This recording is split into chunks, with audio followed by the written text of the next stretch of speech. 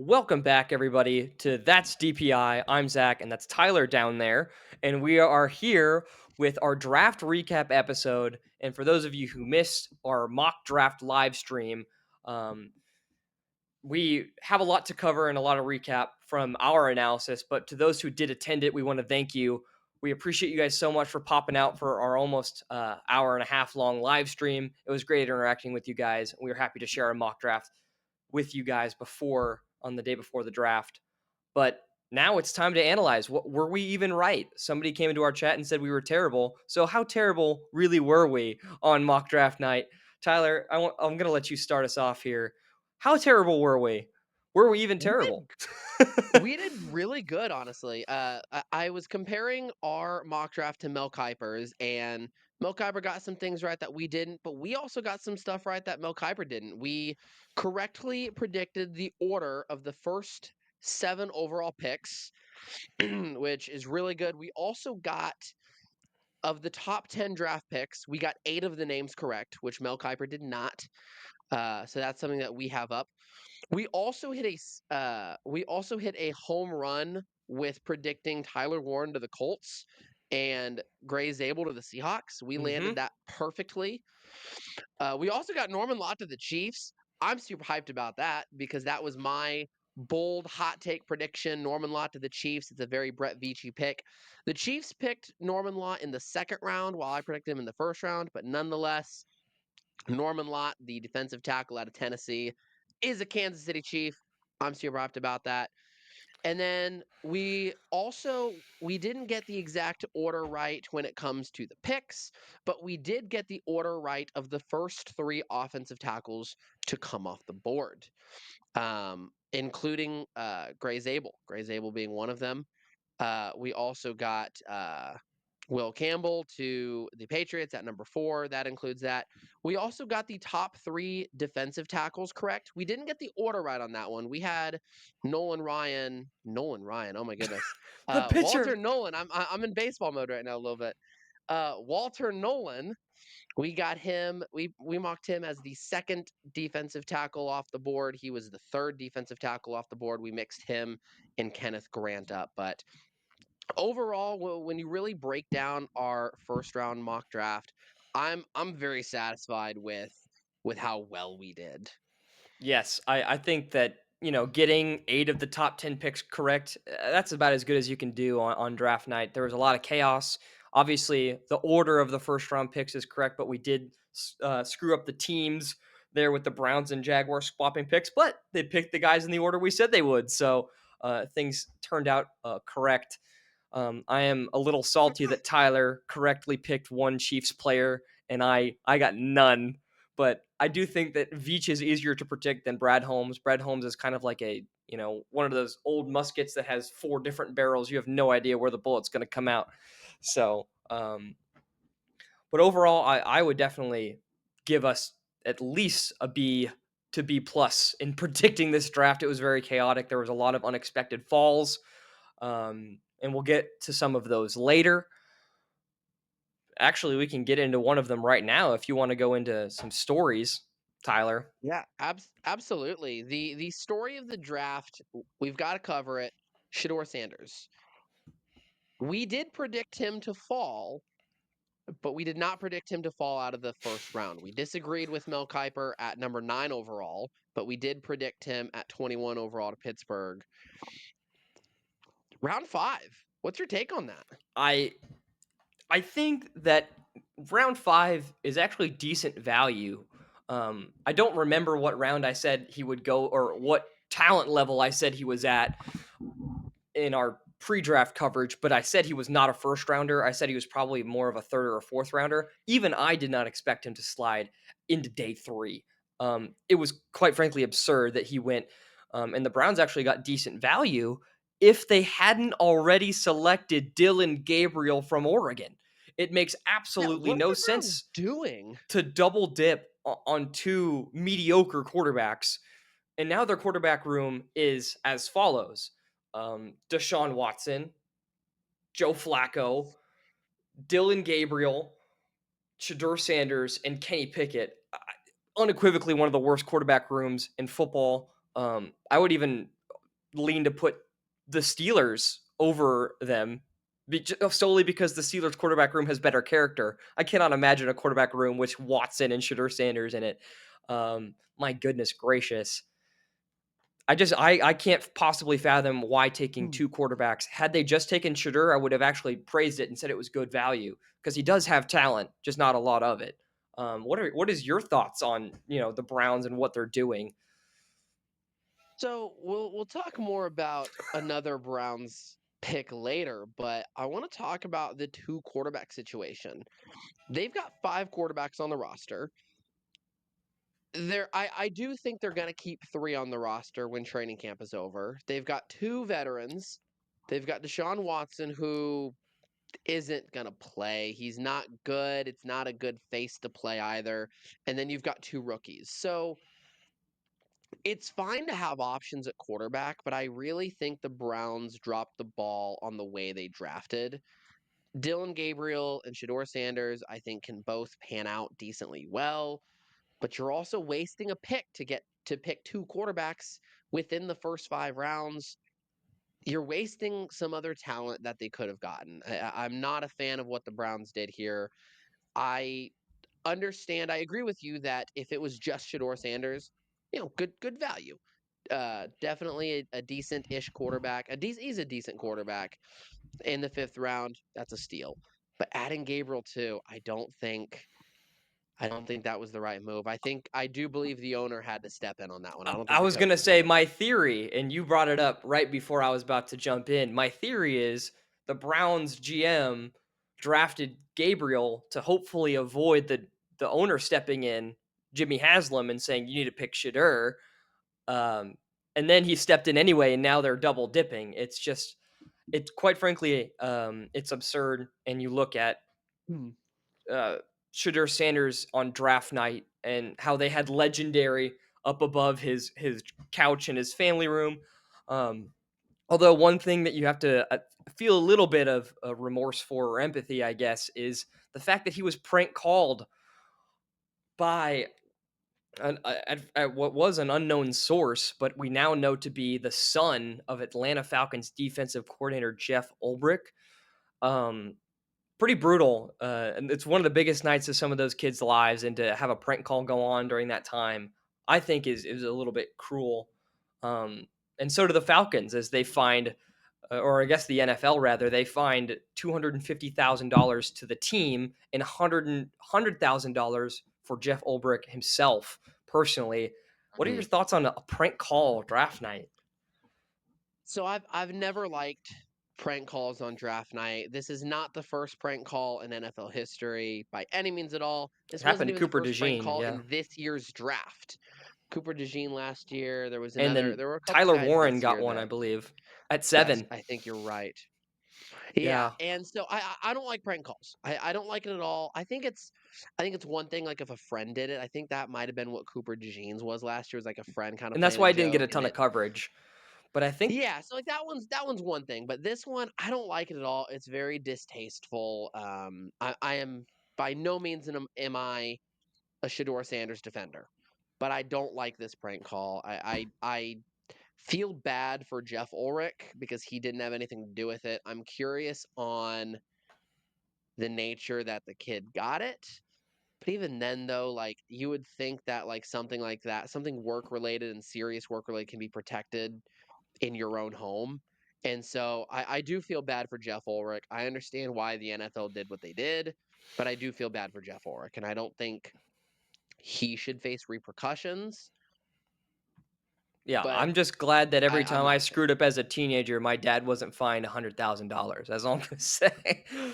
I can't imagine being that kid right now. He did what he did was screwed up. Don't get me wrong, but I don't know if $100,000 fine is what I would assign wrongdoing to. That's more fines than some people get for like manslaughter. Like it's bad, but it's not $100,000 bad. I'm just Yeah, glad it's not I me. agree. But I'm glad the draft picks aren't being taken. sure, and that is something that's happened to Atlanta before. I don't like the Browns trade on this. But the reason I don't like the Browns trade on this is number one, they passed on that guy. And number two, I hate how they used their draft picks. Yeah, 2 running backs. I know that running back is a need for Cleveland.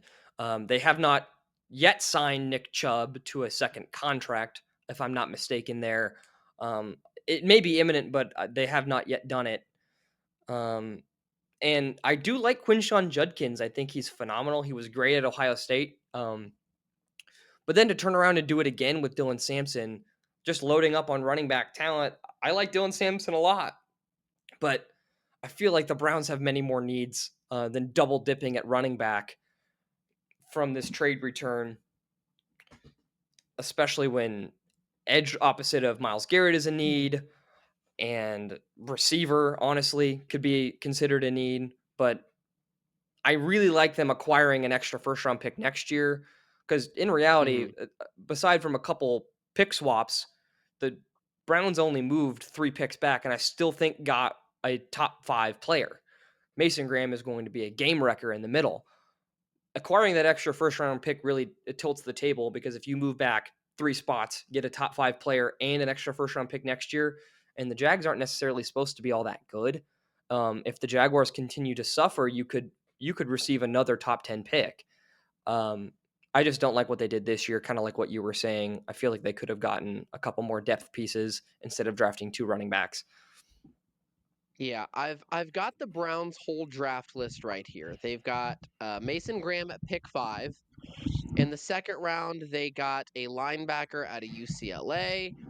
The second round, they got Quinshawn Judkins from Ohio State. That's one of the picks they acquired from Jacksonville. They got a tight end in the third round, Dylan Gabriel at pick 94. Their other pick at pick 126 is running back Dylan Sampson. And then in the fifth round at pick 144 is, of course, Shador Sanders. So 7 overall picks. And they got 2 running backs and 2 quarterbacks in the same draft. I just don't understand. What are you doing in Cleveland? It's just it's par for the course. This has happened many, many times, Tyler. They've had problems making the most value of their draft picks, and it's on And display he's again. horrible with it. Well, I feel like they still did well, but they still Brownsed it a couple of times. It just in just head scratching manner. Like, look at their offensive Yeah. line. You've got to make a move there. I mean, did they draft an offensive lineman with a top 100 pick, Tyler? They did not draft a single offensive lineman. And after the 33rd overall pick, they didn't draft defense either. Yeah, I mean, 4 skill positions, And five my skill problem positions. They got a tight with end, drafting right? another running back is Judkins is not a reach. Judkins at pick 36 is a good pick. He's going to be a solid running back in the NFL. Why go get another running back? Hmm. Yeah, it just doesn't make a whole lot of sense. I'm glad I'm not a Browns fan. I can tell you that right now What sucks is I for really many like some of reasons. the players that they selected. I like, you know, Harold Fannin, the tight end they selected. I like Judkins. I like Sampson. I Yeah. like Gabriel, and I like Sanders' value at 5. I don't like him as a player, but at 5, I mean, why not take a streamer on him? All of them on the same team. That's where my problem. You can only play 11 players on offense, guys. Like, Yeah. did they forget that concept of football? I don't know. Well, we'll see how it turns out, and I'm sure we'll revisit this draft many times throughout the season. But we'll move on to our next story. Will Johnson was another player that fell Mm. deep into this draft. Corner that we at one time were projecting to be a top 10 pick potentially to like the Saints or something. Dude fell out of the first round entirely, and it was due to medical concerns. Um, do you have any insight as to what you think of him as a prospect? He went to your second favorite So team in Arizona. he did, and I actually at 31 or well, 31, but eventually 32, it's actually who I would have selected at 32 if when the Chiefs are on the clock. I wanted Will Johnson. I do have some insight because the injury was a while ago. He came back and he had a really good season last year, but on draft night they were talking about why that's still a concern is because the specific injury that he had makes it to where there is a high chance for him to re-injure it later in his career. And that's where the timeline of him being healthy is a lot shorter than a normal cornerback, let alone a first round cornerback would normally be. Which is why personally I thought he would be a perfect fit for Kansas City. Brett Veach has a habit of drafting a really good cornerback, eventually make him a cornerback 1 and 2, don't want to pay him. He goes to get a massive bag somewhere else. That's what happened with Snead. It's what people are predicting to happen to McDuffie. I think it would have been a perfect fit for the Chiefs. Get him during that healthy stretch. Yeah, and to me, it almost resembled kind of avoiding what happened to Todd Gurley. They got some great years out of Todd Gurley, and then his career fell apart. He was never the same after that Hmm. injury. Was re-aggravated. And it's just a shame because I think Will Johnson's a great player and I really like him. Um, but injuries are a son of a gun in the NFL. They can really, I mean, uh, Florida State quarterback, what's his Jordan Travis was just forced to retire today due to the injury he suffered at FSU in his final season. So um, you want to avoid that with your first round pick, a medical retirement Hmm. before he steps on the field. And it seems like that's what a lot of teams are trying to avoid by letting Will Johnson slide. But the Cardinals took a streamer on him. I think he'll be a great member of that team. I think that we have modern medicine. This is what I said about uh, the player the Chiefs picked. We have modern medicine. We can heal him. It's fine. Let's go. Um, uh, and that's because I'm the fan of a team that loves to take streamers on injury riddled players. My starting edge rusher is Marcus Davenport. He hasn't played a full season since like 2018. Like it's fine. Uh, I just have to have optimism. But our final story before we move on to our team's recap is: will the Jackson Dart move pay off? The Giants moved back into the first round on day one to select Jackson Dart, address their quarterback issue. Currently, their room consists of Tommy Cutlets, DeVito, Russell Wilson, Jameis Winston, and now Jackson Dart. Do you think that move's going to pay off long term for the Giants? Yes and no. I understand the need to go get a quarterback with who else is in that room. I don't like moving up to go get him though.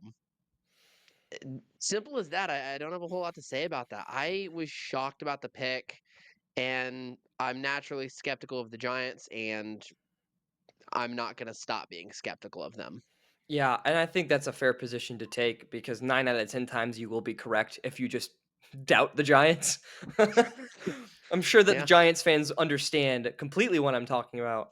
Having optimism is about the worst thing you can have as a Giants fan since their Super Bowl runs with Eli Manning.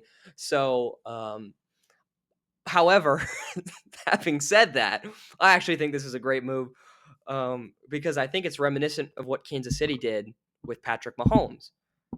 Two different players, but the Chiefs traded up well into the draft to select kind of a Mhm. streamer in Mahomes from Texas Tech. Not a lot of people had a first round grade on him, and then they proceeded to not play him for an entire year. He played the last game of that season, but they proceeded to bench him for Alex Smith, let him learn. They went on to lose in the playoffs that year, and then Mahomes burst onto the scene and has literally never left since. That was 2018 Mahomes, right? I mean, 50 Mhm. touchdowns, Yeah. 5,000 yards in his first starting season. Yeah. I don't think that My that's going to happen for New York, but I think that a Yes. rest and play scenario could prove like do wonders for a guy who I think has a high ceiling, just needs a lot of development to get where an NFL quarterback should be in terms of skill level and reads and everything like that. My question for you though is, had the Chiefs not gone to pick 10 Interviews later reveal that the Saints would have taken Patrick Mahomes at pick 12. Sean Payton really liked Patrick Mahomes and even told the Chiefs that, which is why they did it. The Giants, if I'm not mistaken, had an early second round pick. So had they not traded up to 25, do you think that Dart would have still been there? I think that 25 was a strategic selection because number one, the Browns or another QB needy team, Saints, could have swooped in and snagged him. They got ahead of that. And the reason why it was 25 and not, say, 27 with the Ravens is because the team at 26 is a problem. Do you remember who that was? That was the Los Angeles I was Rams. gonna say that's An Rams, right? aging Matthew Stafford. It had been rumor mill that the Rams could potentially select a quarterback in that spot. Interesting. So you want to make sure you hop those guys because the Rams could be doing the exact same thing with Dart. I know that they weren't able to do that, but you definitely want to get ahead of the Rams, which is a team with an aging veteran quarterback that could make a move on a developmental guy like Dart, who a lot of owners were very high on, just not top 20, you know? So I think it's very interesting that they chose 25, and I think it's very strategic because while Okay. maybe small, the chance was there that the Rams took a flyer on Jackson Dart. Honestly, I like that analysis. You've convinced me because one of the reasons that I really didn't like it is that, in my opinion, Dart would have been there. You didn't need to go up and trade them. Um, if there is rumors that he could have gone at 26 and you do like Dart, yeah, okay, I'm with it now. Yeah, and I mean, at that point, it's the same situation as the Chiefs selecting Mahomes, aging veteran Yeah. quarterback who's gotten them a lot of success, albeit Stafford more playoff success than Smith ever had. But Stafford is older than Smith was when they selected Mahomes. Smith hmm was only like 33 and Stafford is 36, 37. So you have to hmm understand the Rams are absolutely in the market for a quarterback and they don't have it on the roster. So they could have made that move. And I think it would have been very strategic to do so. Sean Payton, the only quarterback he's ever drafted is Jared Goff, one overall, and they haven't drafted one since. I mean Carson Beck, but I mean not Carson Beck, that one guy from Georgia, late round pick, but he's never played a snap. Starting Well, quarterback they've ever drafted. and if we're talking about Sean Payton specific, you I can mean, add Bo Nix to that Sean list. McVay, my bad, Sean McVay Oh, okay. I was like, wait a in minute. L.A. So Gotcha. Okay, I thought since I had mentioned the Saints, I thought you were talking about that.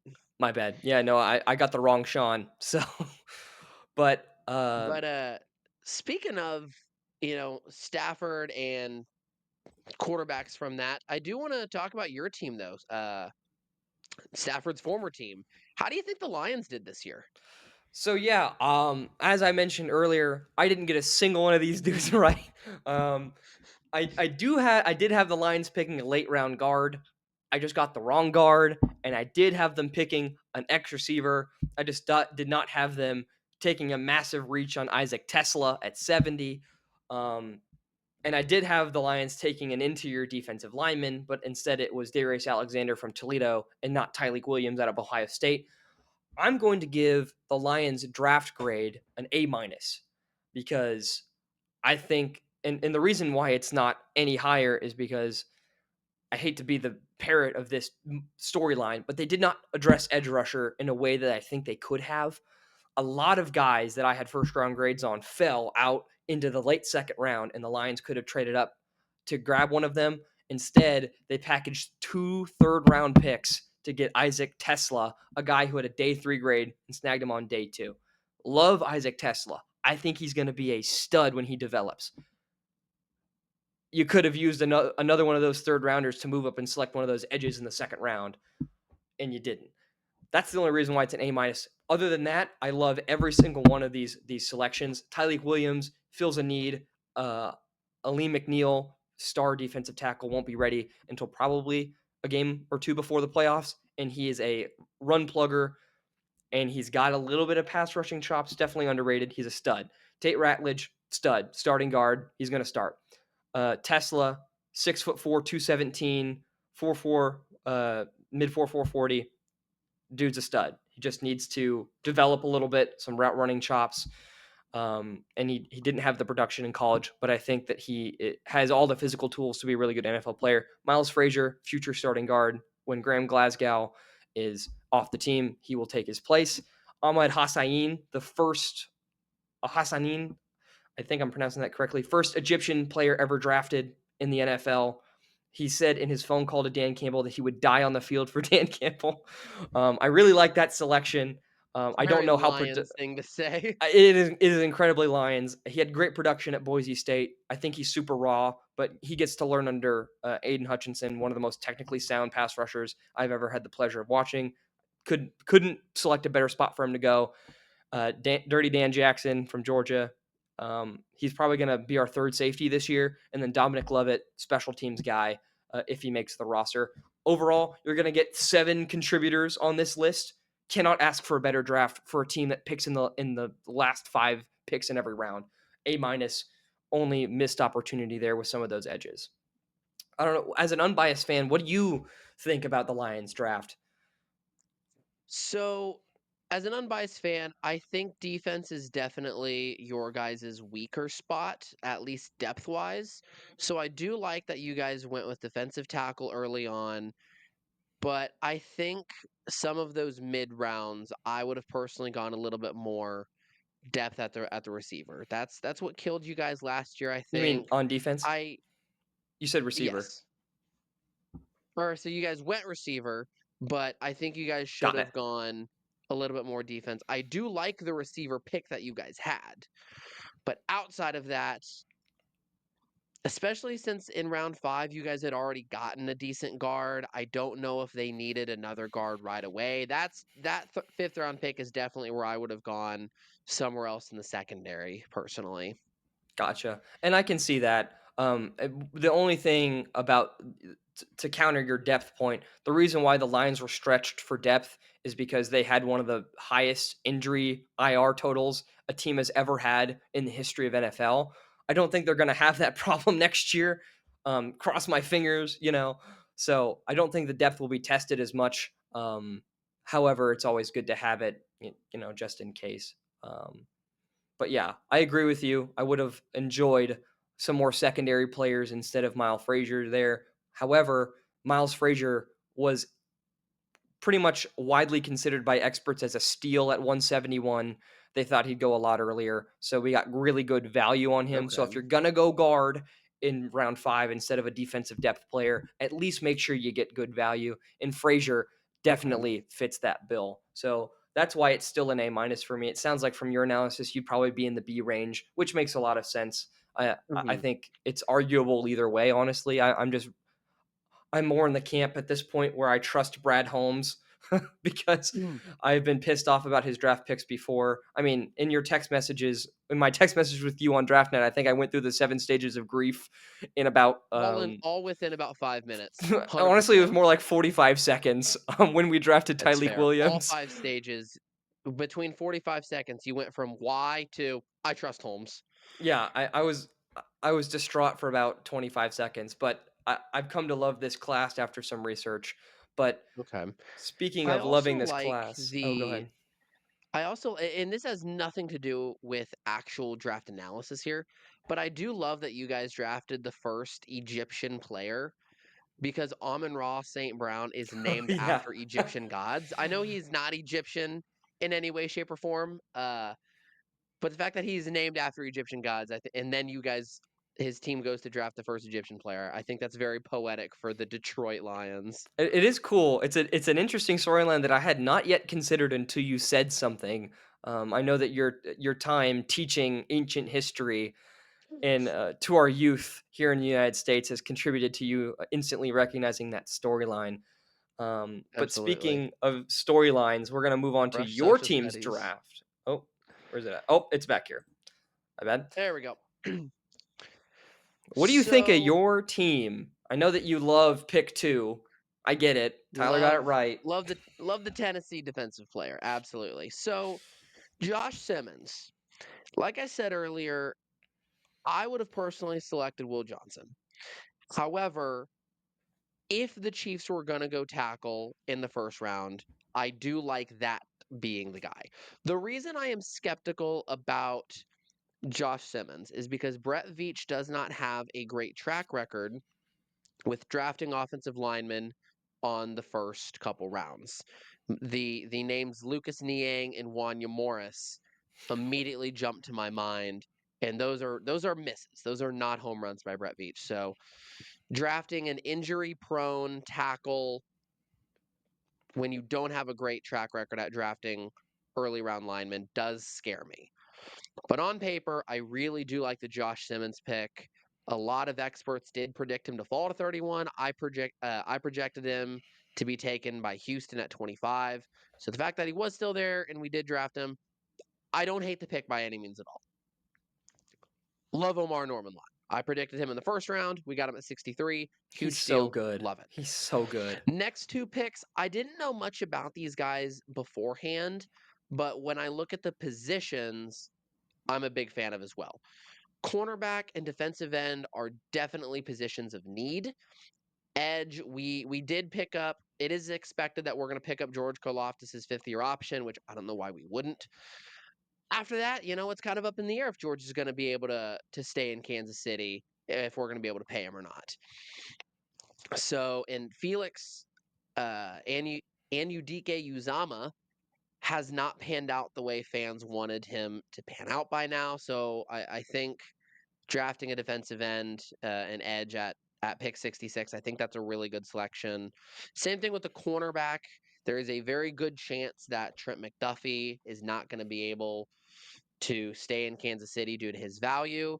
So we're gonna need a top half of the draft pick corner to kind of replace him, almost kind of become a Legarius Sneed situation. Be a backup, be a starting slot corner, be a starting corner, go get the bag at another team. So I would not be surprised if that's kind of the reason for that. Jalen Royals is already a fan favorite. I saw a tweet that they really want Royals to pick the number 85. I did And see then the this. Kansas City Chiefs have the 85 Royals on their have 85 Royals on their team.